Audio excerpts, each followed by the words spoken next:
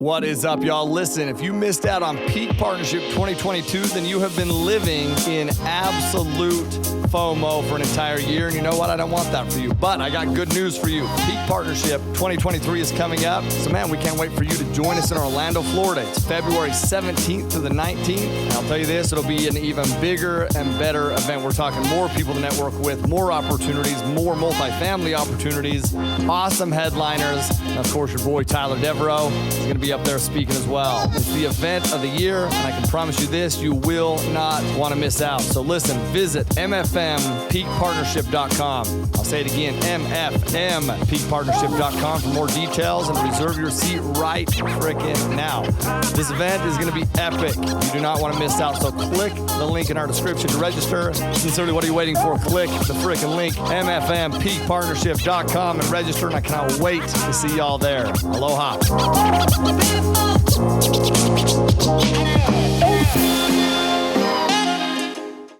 All right, aloha and welcome to another Aloha Friday episode. Man, I am very excited about today's episode. We have, those of y'all who are watching on YouTube, you can already see, but in my book, man, we have one of the best speakers in the entire world, and I would rank you like top 3 speakers, communicators in the entire world. Wow. And you'll see today. You'll see as you listen. If you don't know this man, and if you're listening, you don't know who this is Inky Johnson. Inky, first, welcome to the podcast, man. No, man, it's an honor, man. Extreme honor, bro. Got a lot of respect and admiration for you. And so today, man, it's a privilege for me to be here with you. Thank you, Absolutely. man. Glad you feel that way because I'm grateful to have you here, man. Thank you, man. Those of you, you'll see, Inky's one of the best communicators in the entire world. Just how you say things, man, you're so gifted with how you say things. Thank you, man. And I know that is, I believe that you were called to do that, but I also believe it's something it's something that you have worked at and dialed in. And I know we've talked about how when you go on drives, you see something and you give a presentation about Absolutely. it. And it's like, bro, I love that journey, right? Like I just love like somebody who we were talking about this off camera, but somebody who excels at any level and how you master that craft. So no question, man. Excited to have you here, man. There's so many directions and ways that I want to take this, but I'll start with this question, man. You are one of the most inspirational speakers on the entire planet that you inspire me, dude, on a day-to-day basis. I've mentioned multiple things to you, but who inspires Inky Johnson? Like, who is that person that's had a huge impact on your life, and where does the greatest, motivator go to get motivation? Man, it's interesting, man. Quite obviously, my mom, right? Because that's somebody that I could see, touch, and be with every single day. And I watch my mother and how she raised me, right? And the conditions that I was raised in and the mindset that she raised me with, it was second to none, right? I can honestly say I am the man that I am today because of my mother. I watched my mother work a double shift at Wendy's. She never made an excuse. I watched when my mother didn't have reliable transportation, and she still did what she had to do to get me to where I needed to get to. But also, man, when you're younger and you think about life and the lens that you see it through, it's different. And so when my mother and my father, they first brought me into the world, my father wasn't as present. And so I didn't always value the relationship, even when he came back around and he was trying to teach me certain things, right? And so our relationship started to get patched up.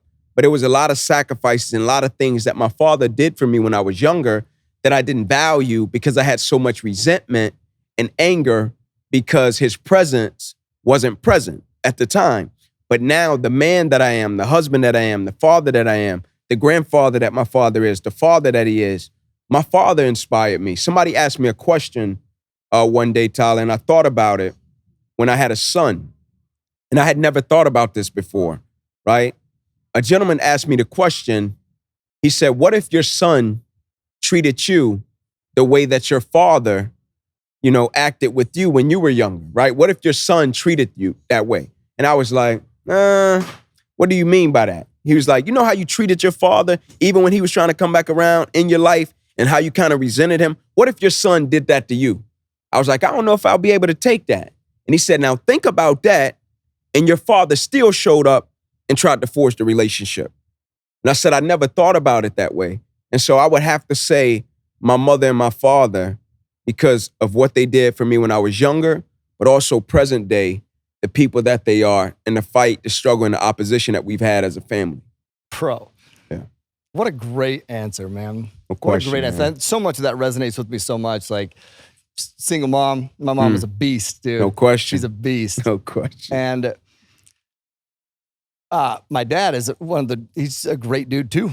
Nice. It's what's interesting what you just said is I had resentment towards my dad. And I love my dad. My dad is literally like, he's a great dude. He has a great heart. Nice. But one thing that stuck with me is that, which is interesting, is because what you just said, it's like, I know that I'm going to make mistakes and I don't want my kids to hold those against me, right? Absolutely. And so to have that open heart, bro, I love that. When did like, so your mom, so when did that change for you, for your dad? I'm gonna lean in this way. And then we're gonna get into some of your story, man. There's so many questions I want to ask you, but when did that change, that perspective change? Was it with that conversation you were telling me about? Yeah, man, with the conversation, and also just, living with opposition and adversity, man, and just watching people and how life unfolds. Like I always say to people, man, like when you live with adversity and opposition, it teaches you, right? Not only about yourself, it teaches you about other people. Yeah. And so just as I think and I reflect about life and me and my father's relationship now, it was just a lot of things that I didn't see. Like I often say, sometimes you can't see the picture when you're in the frame, right? And there was a point in time in my life to where I was in the frame and I just couldn't see some of the sacrifices and some of the things that my father had done for me because there was a level of emotion there. And once I removed the emotion, me and my father had dialogue and our relationship became closer. And then I had kids and my father came in the picture even more. And I just started to think about things different and had a perspective shift. And it just made me look at things with a level of conviction about the man that I wanted to become. Yeah. And also, man, like, I'm just a firm believer. I subscribe to the train of thought. Everybody deserves grace, bro. Yeah. You know what I'm saying? Like, Absolutely. Everybody deserves grace, no matter where they are, what they've done, where they come from. Right? Everybody deserves grace. And I always say to people, if you haven't needed it yet, it's going to come a point in time to where you're going to need it and you're going to hope that people give it to you. Yeah. Right? And so when you're in the position to give it, extend it. Yeah. Amen, Absolutely. man. Amen. Absolutely. Some of the most impactful situations of my life are when people extended grace to me, Absolutely. And so it gives you that different perspective. I love that, No bro. question, man. It's awesome. No question. Bro, tell me about your journey. You talk about your mom and how she's one of your biggest inspirations. And I know a lot about your story, and I'm excited. If you don't know about Inky's story, dude, put your freaking seatbelt on. It's incredible.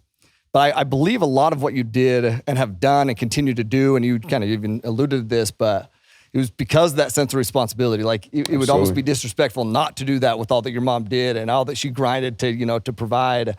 But tell me about your story, man. Where did you grow up? What are some challenges that you've seen and overcome? Man, grew up inner city Atlanta, born to my mother at 16. She took me back to Kirkwood. That was the area in Atlanta, southeast corner, a 2-bedroom home, 14 people at 125 Warren.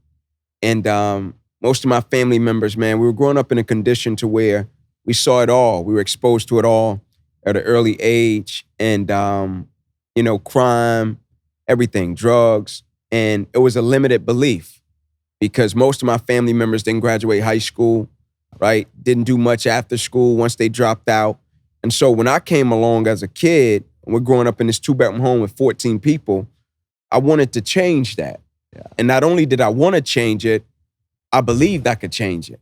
And like I often tell people, man, like I'll never forget the first time I said to my cousins, we started playing football in the street. And I'll never forget, bro, I said to him, like, man, I want to make it to the NFL. Like if I make it to the NFL, maybe we can get our own beds one day, right? We just wanted our own beds. We're sleeping on pallets, right? Like, man, if I make it to the NFL, maybe we can get grandma a better living condition, my mom better living condition. And they listened to me, Tyler, and it was like clockwork, bro. They responded and was like, yeah, that's cool, Ink, but nobody in our family has even graduated high school.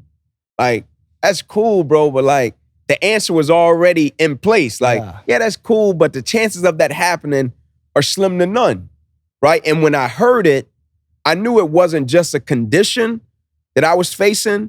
It was also a mentality that I was facing, right? And I would always say to my cousins, man, the idea is often more powerful than the person, right? What do I mean by the idea is often more powerful than the person? The idea of me making it from 2-bedroom home, 14 people, single mother, right? Going to college, first one in my family to go to college, coming from these extreme conditions. That idea is in New York. That idea is in Hawaii. That idea is in Florida. That idea is in California. Not just the person, the idea, right? And so if I can do this, the idea of me being able to do that, like, man, we'll break barriers and generational curses forever because of the idea. But there was a lot of levels of adversity and opposition that I had to face, and a lot of people that I'm extremely grateful for that seem to come in my life at every next level and help me and fuel me to the next level to get through the opposition and adversity to become the man that I now am. Bro, that part. No question. That part man. right there. The idea is more powerful than the person. Absolutely. Wow. Like that's such a powerful thing to, and that's on both fronts, right? That can go positive or negative, right? Absolutely. So what do you think, why do you believe like your idea that you had of like, hey man, your belief, right? Like, I want to go and change this narrative for my family. Like, what made you believe that you could do that? Yeah. When nobody that you knew believed that. What made you believe, like, I'm that dude, I can do that? Yeah. Because I felt like if I didn't do it, it wasn't going to be done. Like, I feel like it comes along in organizations, it comes along in families, it comes along with teams to where you have an individual or you have individuals and they have the capacity for the journey. Yeah. It's a lot of people that got the talent and the skill, but they don't have the capacity for the journey, right? What I mean by the capacity, the things that you have to face in order to sustain, to get to where you're trying to get to on the journey. And so for me, I felt as if I didn't do it, it wasn't going to be done. And I had to make pivotal decisions and choices in my journey that I felt could benefit my family. One of being, when I got to high school, Tyler, I was an athlete, man. I was pretty decent. I could play. And people came to my parents. And they was like, hey, man, you transfer Ink to our school. Make sure he go to college, get a scholarship. Like, it'll be all good, right? And to them, this is a big deal because nobody in our family has went to college. Yeah. And so they're listening like, hey, Ink, this is it, man. Like, let's just go to Tucker High School, go to another school so you can go to college. And I'm at a place that's one of the lowest performing public schools in the state, not just Atlanta, in the state. And people weren't going to college. And so I'm saying to them, nah, I can make it from Crim. And they're like, man, come on, Ink. Like, bro, like, here's your ticket. Like, take your ticket, go get it, like, go make it happen, right? And at the time, I always tell people, they transferred me, Tyler. And when they transferred me from Crim, it hurt me, man. Because I processed it wrong. I thought they didn't believe in me, right? But once I got kids, I looked at it totally different, right? Because they were making a lot of sacrifices as well. And so they were looking at the situation like, oh man, we're making these sacrifices. Let's put them in a position to make it happen. And so when I got to the school, I'm not proud of it, but I really didn't go to class. I would sit in front of the school with a cop and I was like, hey man, like, I just don't want to be here. And he was like, man, just go to class and get your scholarship and ride out. I was like, no, man, I need to go back to Crim and make it. And everybody in the situation got tired of trying to convince me. And so they finally transferred me back to Crim. And I went to college from Crim High School, and it was a big deal, right? Not only because of I wanted to go to college, I wanted to break a generational curse in my family. Nobody in my family had went to college, right? With my friends at the school, I wanted to show them like, nah, bro, we can make it from here. Like, I know what the world is saying. I know when they look at where we come from, what they say, but no, we can do it. Yeah. And if I would have went to college from Tucker High School, it would have been great. But guys go to college from there every single year. Like, it's nothing, it's the norm there. Yeah. It's not the norm to do it from Crim with the conditions, the adversity and the opposition. And so when I did it, my friends started going to college. My cousins went to college. It changed generations, right? But I had to be the one willing to go over the hill with the white flag, take the bumps, take the bruises, have the capacity to say, no, we can do this. And there's several decisions and choices that have to be made along that journey that's gonna seem crazy, that's gonna seem wild. But when you know, you know. And you have to be willing to accept whatever comes with it. Bro, purpose. That's unbelievable. It's unbelievable to me that you were thinking like that at, what's this, 15? Yeah, 16? Absolutely. Yeah, teenager. It's just you're different. You're different. And I feel like I feel that from watching and diving into your content, but bro, meeting you, I'm impressed with the communicator you are. I'm impressed with the speaker you are, with the athlete that you were, and the dad that you are. But like that kind of stuff, like the person you are and the heart that you have is what like sets you apart. That I believe is your superpower, and it's what you were called to do for a reason. It's like, and that's what I want people to pull from this actionable that you just said. Why did you want to go back to Cream? Because it wasn't about just going to college. It was about just going to the NFL. It was about changing the narrative for your family, breaking generational curses. And so purpose has to transcend self. And you had such a deep rooted purpose that has transcended self, and like the impact that you've made from there. Yeah, man. It's crazy, man. Absolutely, like, man. How that has changed your family, how that's changed the narrative, right? Unbelievable, man. And I believe that prepares you for just so much. I just believe that this. We were talking about this off camera too, but like I just believe that is this success principle that you take ownership for not only your journey but the journey of all those that follow you. You know, man, it's like extreme ownership, man. Yeah, yes. You know what I'm saying? Like you own everything that comes along with it, because the purpose and the mission is more important than the opposition. Yeah. Right? Like I often used to ask people, man, is the mission stronger than the opposition? Right? We got a mission. We got something we want to do. We got something we want to accomplish. Will it be stronger than the opposition and adversity that comes to see you along the journey? Yeah. Right? Because life is always going to come back, right? You got a goal, you got a dream, you got an aspiration. You want to do something for your children. You want to do something for your mother. You want to do something for your company. As soon as you put it out into the atmosphere or the world or the universe, life is always going to hit back. Yeah. Life is always going to punch back. Life always going to send you back them body blows just to see. Let me see how bad he wanted. Like you said, you want to pay for your kids' college? Cool, right? Multifamily months? Okay, cool. You say you want to do it? Let's see. I'm going to hit you. Let's see where you hit back, where you fight back, right? I remember a cop telling me, like when he asked me, what's your plan, little man? I plan on going D1. Yeah. Right? I'm just putting it out. That's me putting it out to the atmosphere. I'm going to go D1. Yeah. Cop responds back, you probably go to cell block D1. Oh, shit. I didn't expect to hear that. Yeah. That was Leif hitting back, right? When he said it, he walked off. I walked with him, tapped him on his shoulder. I thought it was a mistake. I'm like, I've never seen this guy before in my life. Yeah. Surely he thinks I'm somebody else. I was like, hey, man, like, I think you got the wrong guy. He was like, I know about you. He was like, you had uncles coming to the same school. I was like, yes, sir. He said, they play ball just like you. I said, yes, sir. He said, aren't they serving time in prison? I was like, yes, sir. He said, the apple don't fall too far from the tree, right? I was like, man, I'm telling you, you got the wrong guy. He said, we'll see. I said, we will. Yeah. Right? And the first person I went to see after I got my scholarship papers to play football at the University of Tennessee was that cop. He was on lunchroom duty. I slid the paper across the table to him. I'll never forget, Tyler. He stood up. He said, you thought when I said that to you, I was trying to crush you. I said, yeah, man, it came across that way. He said, don't get it twisted. He said, I've been at this school before you got here. I'm going to be here after you leave. He said, I heard so many people say what they were going to do.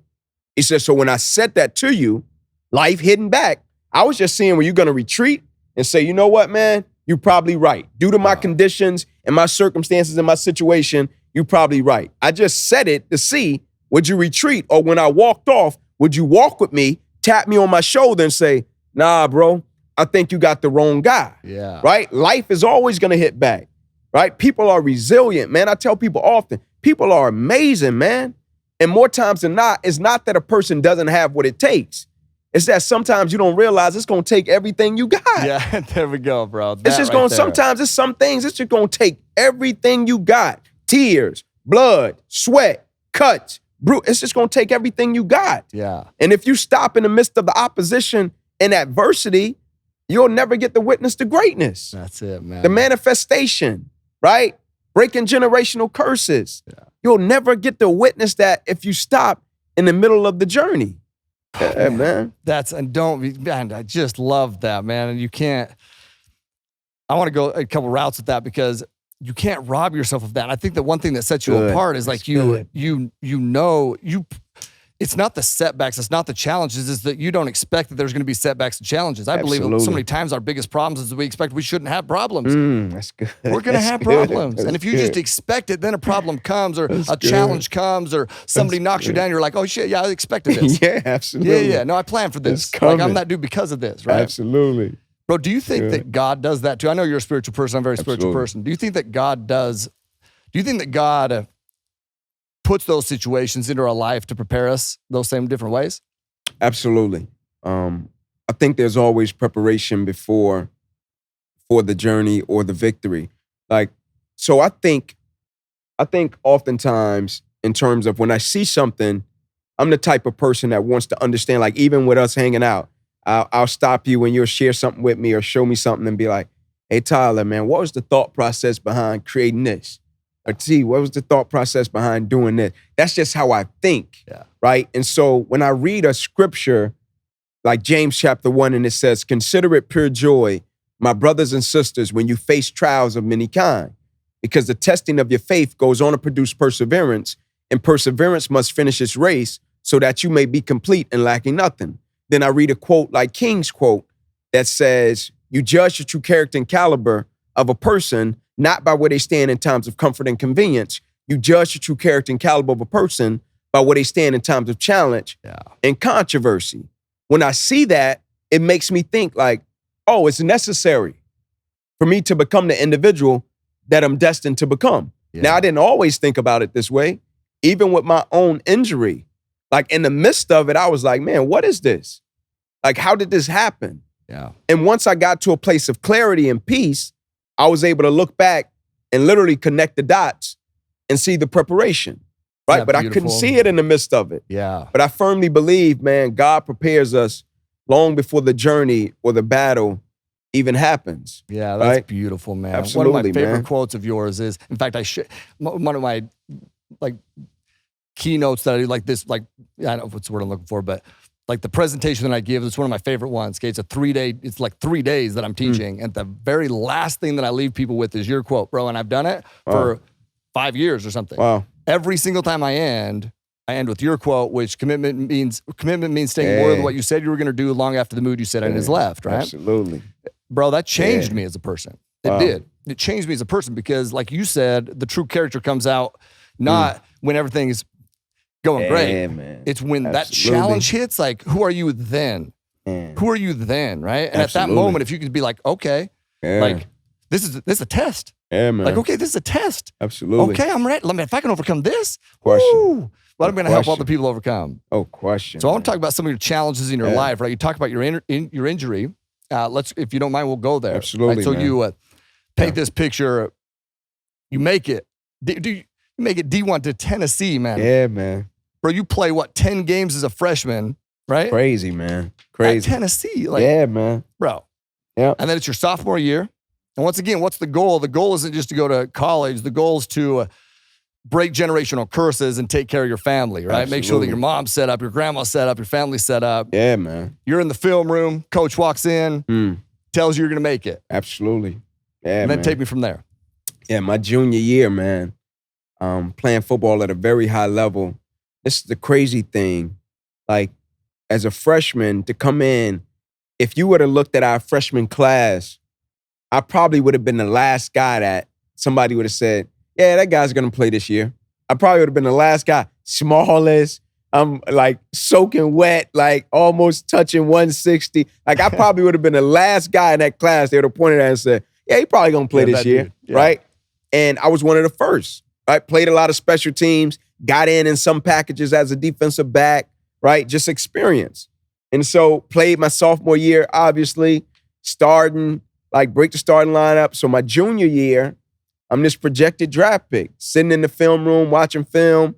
Assistant coach Larry Slade comes in, 2 sheets of paper. One states I'm about to graduate in 3 years. The other states I'm a projected top 30 draft pick, right? So I go out of the room, call my mother and grandmother, tell them like, man, this is it. Like, this is what we've been working for. I'm about to do what I got to do. Y'all ain't got to worry about it. These next 10 games, we locked in, right? We done came too far to come this far, right? And like I tell them, like, our life is about to change forever. And man, I go out my junior year, first game, great game. We get the victory. I play great. Second game, playing against Air Force. Fourth quarter rolls around. Found ourselves in a dogfight. 2 minutes left in the game. And I go to make a routine tackle. You know, of course, I'm playing corner.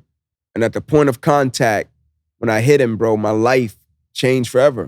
It seemed as if literally everything in my body left. I'd never felt anything like this before. Like, it felt like I just lost it felt like my soul left my body, if you will. And when I hit the ground, I had blacked out.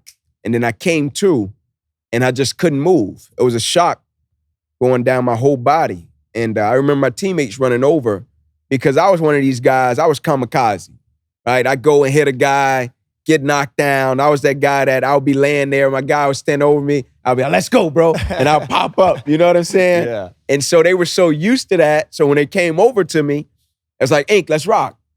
And I was like, I can't. They was like, what you mean you can't? You always get up. Like, let's go. I was like, I can't move.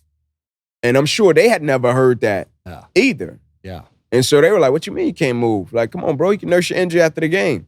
I was like, man, there's a shock going from the crown of my head to the bottom of my feet. I can't feel anything. And that's when they brought the spine board out, and the shock eventually left my body, but it stayed in my right arm and hand. And they put me in the ambulance. They told me they were going to get me over to the hospital. Things were going to be protocol. And they go and they run tests, and they bring me back into a room. And that's when the doctor said, hey, man, we got to rush this kid back to emergency surgery. He's about to die. And I was like, what happened? And he was like, you ruptured the main artery in your chest. You're bleeding internally. Got to rush you back and take that main vein out of your left leg, plug it into your chest in order to save your life. And the next morning I woke up, bro. I had 6 incisions down my left thigh, 1 incision across the left side of my neck, 1 across the right, twice through my right ribs, cut out my right pec, bottom of my armpit to the bottom of my hand, 350 staples, bandaged me from my neck to my knees. And they said when we went in to repair the artery, we noticed you had torn the nerves in your brachial plexus. I was like, what's that? And it was like, that's the nerve roots that go from your spine that control shoulder, arm, hand. They said, think about it this way, Ink. When you plug something into a wall, that's how the brachial plexus goes into the spine. But once you pull it out, they can't go back in. So we hate to inform you, man, arm and hand, probably never be the same again. Football, strong possibility you're done.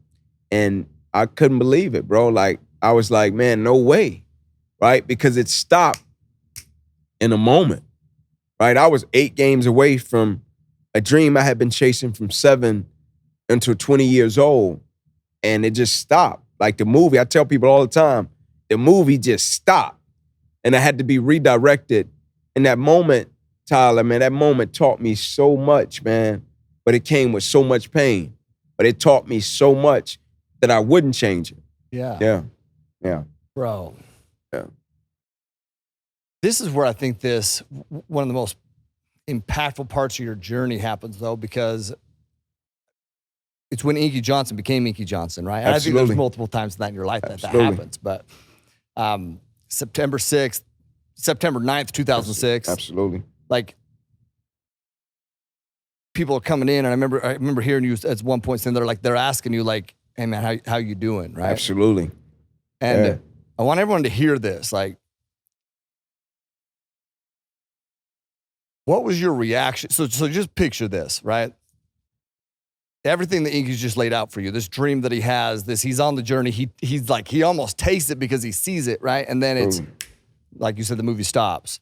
And so these loved ones are like, hey, man, how are you? And what's your reaction to that? Yeah. In that moment? Yeah, I'm blessed. I'm good, man. I'm blessed.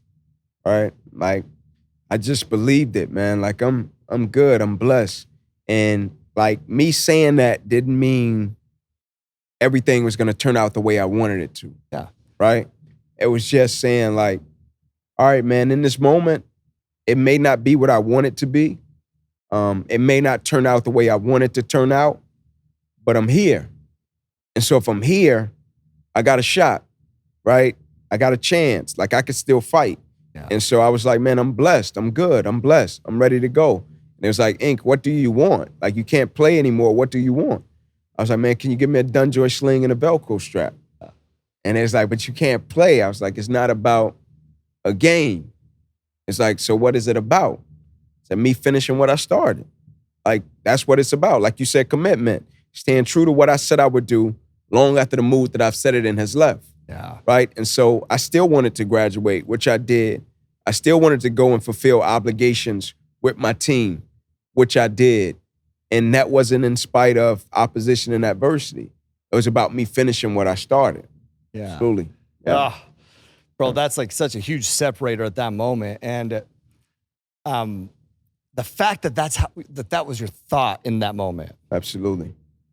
is incredible, right? Absolutely, And just man. the fact, I believe that just the fact of even voicing, I'm blessed. Absolutely, man.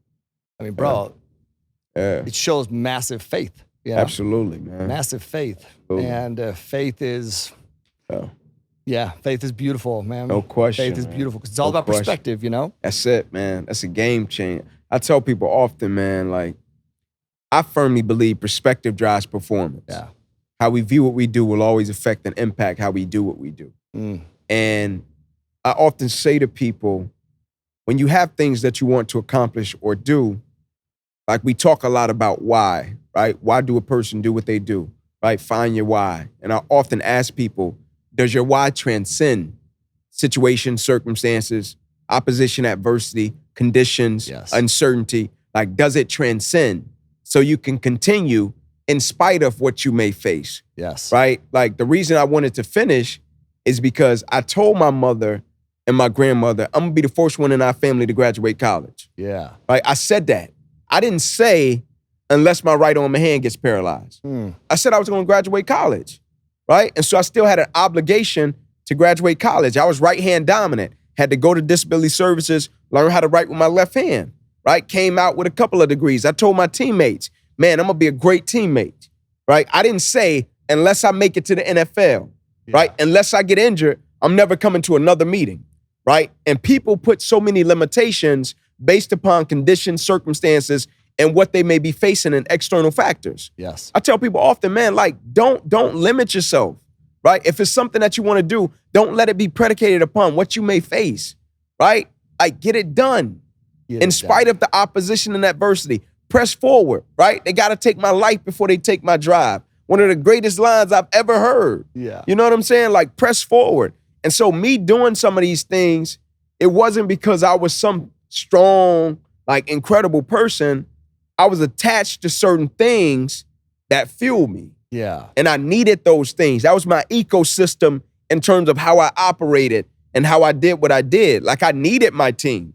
That's why I wanted to get out of the hospital and get back around them. I needed them. They fed me. I needed to be around my guys. Like, I tell people all the time, like, man, do you miss playing at Bama, Florida, all these stadiums, LSU? I'm like, man, that was great. I said, but what I missed the most, like, my people, my guys. Yeah. Like, that's the secret sauce, right? The people that we show up, we work, we battle, and we scrap with every single day.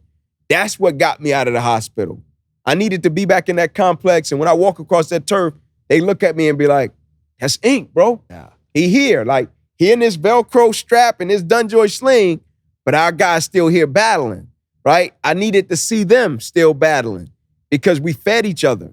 Yes. And so people, man, people may forget what we do. People may forget what we say, but people will never forget the way we make them feel.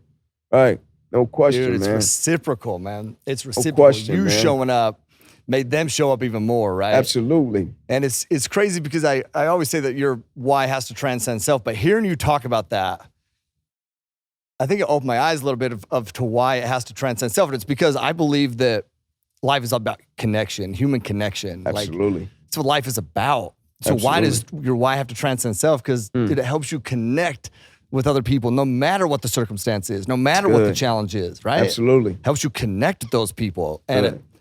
bro, so do you believe, because I've heard you talk about how these challenges you face, right, in life, they're gonna come, you're gonna have the body blows. Absolutely. But those are not meant to be, you know, how do you say it? You said something like, it's not pain, but it's preparation or something, correct? Absolutely. Okay. Yeah. So is that experience that you had on, you know, September 9th, 2006, is that the biggest challenge that you've faced? Or do you believe that that was a challenge that has prepared you for bigger challenges down the path? Yeah, absolutely. I in the midst of it, I thought, like, man, I'll never face anything else like this. And present day, I haven't faced anything just like that, but I've had other challenges that I feel like dealing with that challenge has prepared me for the other challenges that I've faced in my life. Like you say, like I always say this, man, like it's not pain, it's not punishment, it's preparation, right? When we process it in the right way, when we get to a place of peace to where we can use it, right? When we look at it with the right perspective, because I'll never forget, man, I said to a guy, I was like, man, it felt like I was just in a fight, like a boxing match, and guy just KO'd me. That's what my injury felt like. I was just in a boxing match, right? Just the journey of it. And somebody just KO'd me, right? And I'm on the mat, and I'm looking at my guy count me out, right? 1, 2, and I'm looking up at him like, man, this was a vicious blow. And I get up right before he's about to wave it off. And I'm like, all right, Ink, shake out of it. Let's fight. Let's go. Pull yourself together. And a guy said to me, he said, man, you know something that's cold-blooded? I was like, what's that? He said, life is going to hit you like that again. Yeah. Believe it or not, in a different capacity. Yeah. You're going to go through something like that again, and it's going to feel that way again. But the previous challenges that you face are going to help you process it and look at it different and know that it's going to propel you for the next challenge. Yes. But oftentimes when we're in the midst of things can be so tough that we want to understand it, right? And it's natural. I tell people often, man, you can go through something so real, like, and it can blindside you. Life sends blindside shots, right? To where you're doing your thing, life is going great, and your wife can get hit with something, right? One of your children can get hit with something. One of your parents can get hit with something. Just out of the blue, man. Somebody can wake up and like life can just hit you with something. You're like, man, where did this come from? Yeah. Right? And life sends so many of those shots that when it happens, you're like, what is this? I want to understand it. And I tell people often, man, just survive it, right? Survive it day by day, moment by moment, condition by condition, situation by situation. And then when you get to a place of peace, right, to where you go and you sustain and you're good, then you look back and you connect the dots and you figure out how to use it to add value to every environment you go into and every person's life that you come in contact with. Human connection, right? Will you say that part again? Say that part again. That part is, bro. Man. So will you say that part again? Absolutely. About surviving it? Well, about using that, reflecting back, and using that to benefit others. Like, I want everyone to listen to this. This is, gosh, man, that's one of the most powerful things that, I think this is one of the most powerful things I've heard you say, because it drives you to put the next step forward, bro. Absolutely, man. Yeah, absolutely. Say that again if you don't mind. Man. It's about surviving it, right? So when you get to a place of peace and a place to where you sustain, then you can figure out how to use it to add value to the environments you go into and the people's lives that you come in contact with, right? The good book says it. We're overcomers by the blood of the Lamb, word of our testimony. That's why when we go through struggles and challenges, it's important to fight to get through them.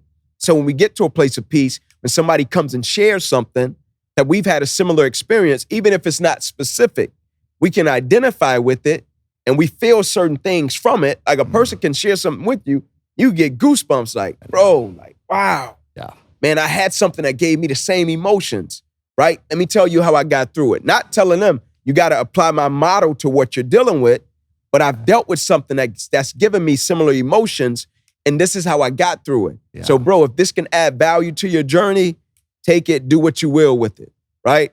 That's important. It's important, man. Absolutely. That's exactly what just happened to me when you said that. It's like I can resonate with it on so many different levels, and all of a sudden I flash back on these different things that have, these different challenges that I've received. And a lot of, like you said this in the beginning, I can't remember if it was on camera, off camera, but you see things that have been put together, and people are like, oh, that just happened. It's like, dude, there's massive challenges, man. And that's just this side, like my life, there's massive challenges. And all of a sudden I flash back to those things. I'm like, oh my God, like those things are what help me connect with and impact others, right? Wow. Those challenges have prepared me and put me in a position to impact and help others. And I'm grateful for that, Absolutely. I'm grateful for that. Yeah, man. It's a big deal. What you just said, bro, is like, whew. Told you, like, I was telling him, I just want to stand up, man. It's like, I want to stand up and just freaking, you make me want to run through walls, bro. Man, that's important. Now you guys know, I didn't even say this in the beginning. But dude, now you know. You already did know, but Inky's going to be with us at Peak Partnership. Yeah, man. Now you know, dude. He's that dude. Like, he's that dude. He just sees things from a different perspective. He can help you see it from a different perspective. And I love that about you, man. Thank you, Love man. that about you. Thank you, man. I want to ask you a couple more questions if you don't Absolutely. Up to. mind. You talk about the process, right? Mhm. The process over the product. And listen, those of you who I want you to listen to what he's going to talk to about this. I want you to listen to what he's talking about here, because there are messages that are shared, and this is the message that I know you need to hear. This is the message that I need to hear all the time. And if you don't mind talking about the that's what you call it, right? The process of the product. Absolutely. Yeah, riff on that. Man, yeah. So I talk often about process over product, right? Like locking into the process of what we do and not allowing it to be predicated upon the outcomes of what we do, right? Even though the outcomes are great, whether it be results, whether it be certain products that we're pushing, certain things that we want to do. But the thing that we can never do is allow and dictate how we show up, what we do, how we operate to be predicated upon the product, right? And in my world, the product is outcome. Yeah. Right? Because what happens is it becomes dangerous, Tyler, when you're just product driven, right? Outcome driven, right? You neglect self, you neglect personal development, you neglect family. I would say to people often, be careful when you're reaching for the stars that everybody you love don't get burned up by the heat, right? And people will hear that and be like, oh man, what you mean by that? Well, you can pursue success and pursue getting to the top of the mountain, and your family, the people that you work with, your coworkers, they can get burned up by the heat. That part. Right? Yep. It's the quote that says, be careful you're not becoming a public success and a private failure. Right? Your talent and skill set can ascend you to a place that your character can't sustain you. Right? Talent and skill set ascends you to a place. That's the product. That's the outcome. You get it, you capture it, you crush it. Yeah. Right? But you become a private failure because you neglect the process of personal development. You neglect the process, family man. You neglect the process, fatherhood. All of these things of which we've all done at some point or another. I did it early on as a speaker, Yes. right? Running and gunning. And you get to a point to where you encounter something and then you go back and you reevaluate, right? That's the thing about me. I'll never speak about something that I haven't encountered personally, right? Made a lot of mistakes early on in my journey, right? Trying to get to a certain level. I'll never forget when I first broke into an industry in NFL, right? Had a gig in New York. Early on speaking, never spoken to NFL before. Was about to get paid more money than I'd ever gotten paid before at the time. And I'm like, oh man, this is about to change the game for me, right? And the date fell on my wife's birthday, right? And I'm like, man, dang it, right? And I'm like, oh man, my wife would be cool with it. Yeah. I'm gonna dress it up, right? I'm gonna make it sweet, right? So when I brought it to my wife, I had already dressed it up, made it sweet. And I've been rocking with my wife since we were young, man, like 5th grade. So she knows me, I know her, right? So when I bring it to her, she's like, oh, okay. She's like, yeah. I was like, you think it's cool, right? On your birthday, I can send you and grandma to the spa. I'll go up, do the gig, fly back, be all good, go to dinner that night. So yeah, go. I should have known. And she was like, yeah, go. I should have known. It was too smooth. I should have known. And I was so blinded by the opportunity, the money that the opportunity was giving me, what I thought it was about to do for my career, that I went. And the day played out exactly how I wanted it to play out. Went, spoke, gig went great, got paid, went back, took my wife out to dinner. Beautiful day, right? I would say 2 days later, I was doing something with clothes in a dryer or something, right? It's a small situation. Might have been a sock or something, right? My wife blows up on me. I had never even seen this side of my wife before. Right? I'm like, what? Who is this person, right? And I knew immediately. I was like, that's the birthday situation.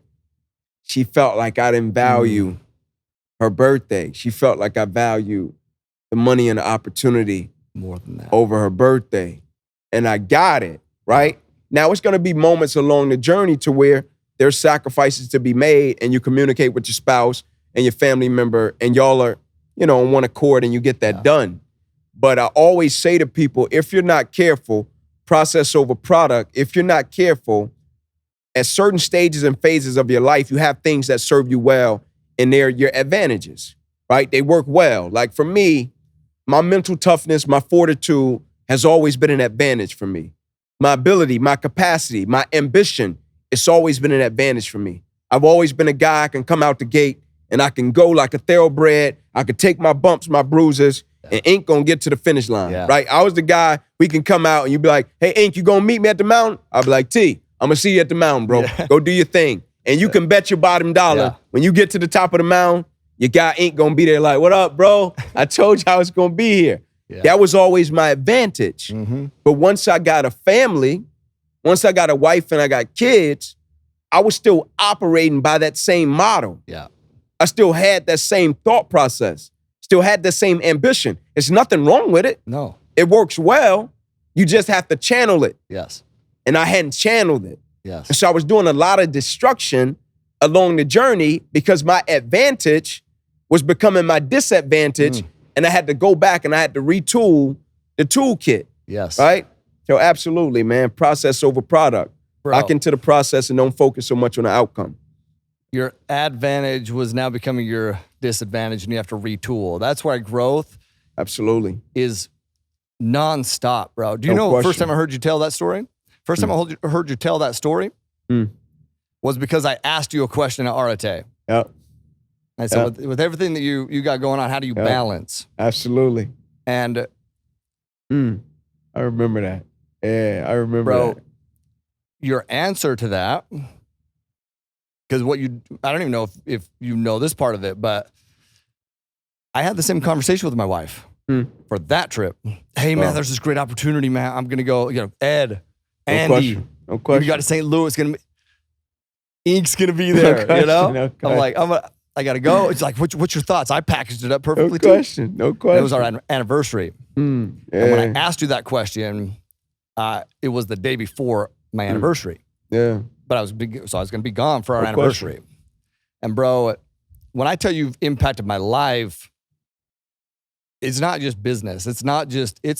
Bro, my most important relationships in my life are my wife and my kids.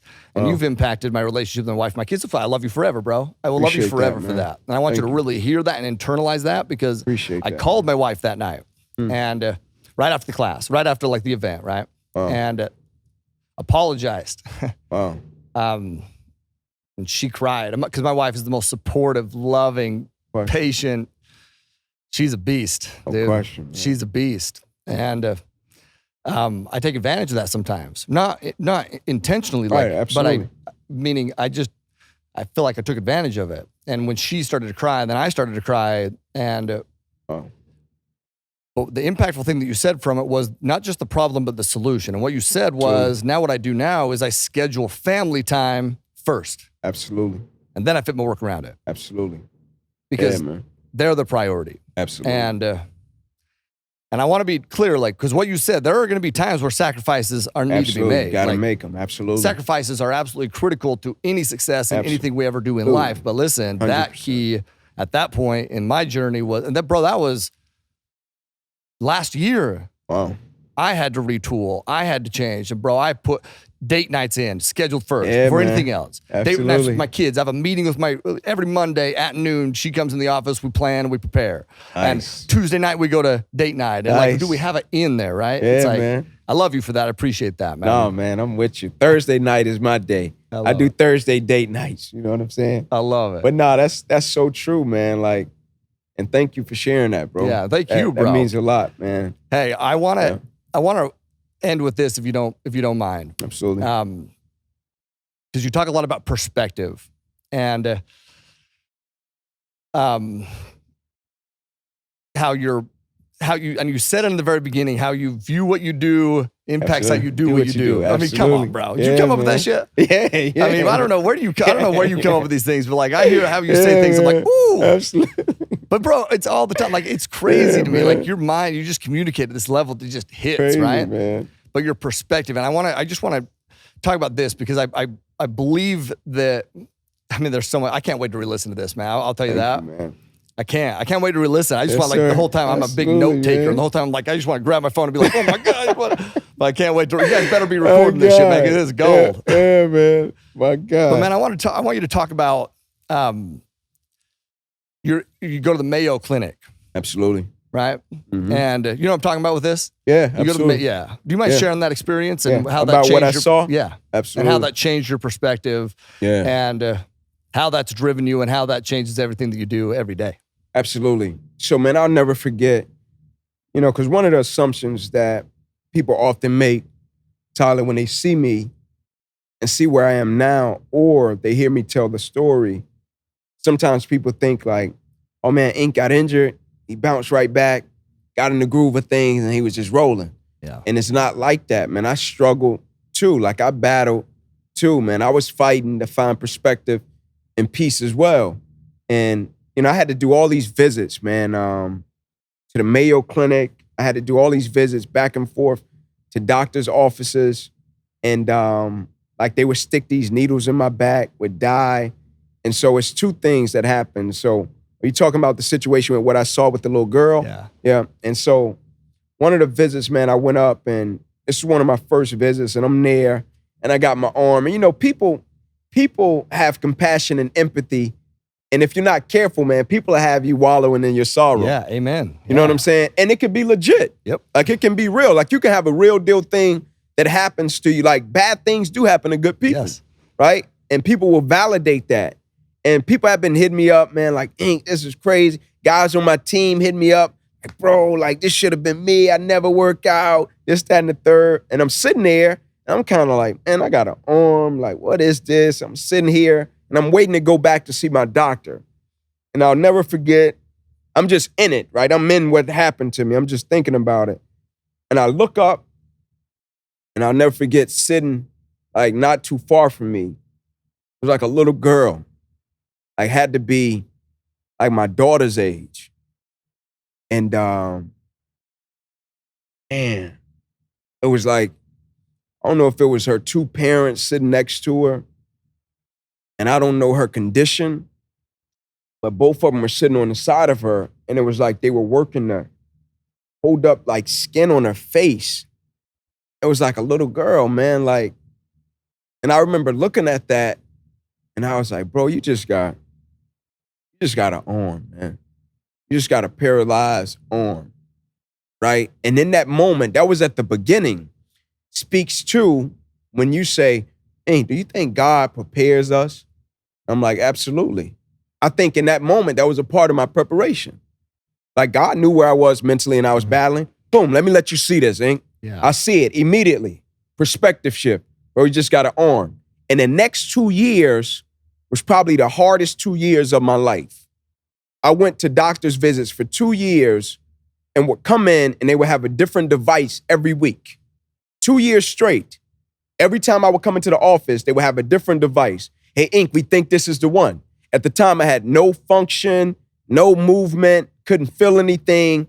And I would go in and I'm jacked, right? Because I want some level of movement. Yeah. I want some feeling. I couldn't feel my arm. I still can't feel it to a certain extent. Like I wanted to be able to feel something, right? And so I would go in and try a different device and I'll be like, man, are you seeing anything? And they would be on the machine. They would always look at me and be like, nah, Ink, we're not seeing anything. That was almost 2 years. But me seeing a little girl happen like week 1 of being at the Mayo Clinic. And so the perspective, even if I wanted to walk out of the office one day, and I would have my days like, man, I wish that worked. But even if I ever wanted to walk out of the office one day and be like, man, bro, I'm feeling sorry. I thought about the little girl and her parents that were sitting there. And so even when I got close to the 2-year journey and they called me and they had some device and it was like, Ink, we think this is the one. It was one of my last visits. And I could tell everybody around me on the journey was getting weary, right? Because the emotional roller coaster of going in, it's like you coming into the office every single day thinking you got the deal of your life. And every single time you come in, the deal falls through. Yeah. You're going to ride the emotional roller coaster. And after a while, no matter how ambitious you may be or the team may be, after a while, somebody is going to come in and be like, oh, man, again, right? Yeah. And so the people around me, I could tell they was like, man, I don't know. And I went into the office, one of my last visits. I tried the machine. My PT gets up and he goes to walk off, my guy, and I jog over to him and I grab his shoulder. When I grabbed the shoulder, I'll never forget he slipped from under my hand and he kept walking pretty slow. and I caught up to him, and I went to turn him around, and when I turned him around, never forget, he was crying. And he said, I'm sorry, Ink. He was like, bro, we want it to work. He was like, but we're not seeing anything. He said, Ink, man, you'll probably never be able to use that arm or that hand another day for the rest of your life. Several things happened in that moment, Tyler. You said it. Do I think things happen to prepare us before the journey happens or success, highs, lows, whatever it may be? Absolutely.